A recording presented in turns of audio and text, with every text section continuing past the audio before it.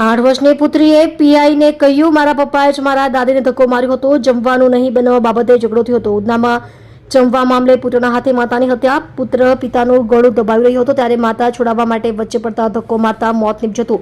સુરતના ઉધના વિસ્તારમાં પુત્રએ સગી માતાની હત્યા કરી નાખી છે. આ ગુનાની તપાસ ચાલી રહી હતી ત્યારે ઉધનાના પીઆઈ RM ઠાકોરની હત્યામાં સંડોવાયેલા મોન્ટુની 8 વર્ષની પુત્રીએ કહ્યું હતું કે અંકલ, મારા પપ્પાએ જ મારા દાદીને ધક્કો માર્યો હતો. ઉધનાના વાત્સલ્ય એવન્યુમાં રહેતા 68 વર્ષીય હર્ષદભાઈ અમણીલાલ શાહને મેહુલ ઉર્ફે મોન્ટુ વાણે નામનો પુત્ર છે. 2014ના વર્ષમાં તેણે પ્રેમ લગ્ન કર્યા હતા. 3 વર્ષ બાદ છૂટાછેડા થઈ ગયા હતા.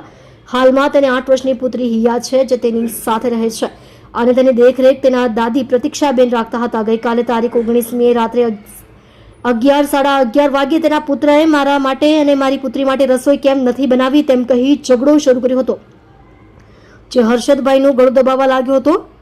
એવામાં તેની માતા પ્રતીક્ષાબેન વચ્ચે પડ્યા હતા. ક્રોધાવેશમાં પુત્ર ભાન ભૂલી ગયો હતો અને માતાને જોરદાર ધક્કો મારી દીધો હતો, જેના કારણે તેમને માથાના ભાગે ગંભીર ઈજા પહોંચી હતી. સારવાર માટે હોસ્પિટલ પહોંચે તે પહેલા જ તેમનું મૃત્યુ થયું હતું. થોડા સમય પૂર્વે હર્ષદભાઈને વાહન અકસ્માત થયો હતો, જેમાં તેમનો એક પગ કાપવો પડ્યો હતો, જેથી તે હાલ ઘરે જ રહે છે. જ્યારે મોન્ટુ પત્નીના વિરહમાં કંઈ કામ ધંધો કરતો ન હતો અને અવળે રસ્તે ચડી ગયો હતો. તમે જોઈ રહ્યા છો DNY ન્યૂઝ ચેનલ રમન કૌરની સાથે.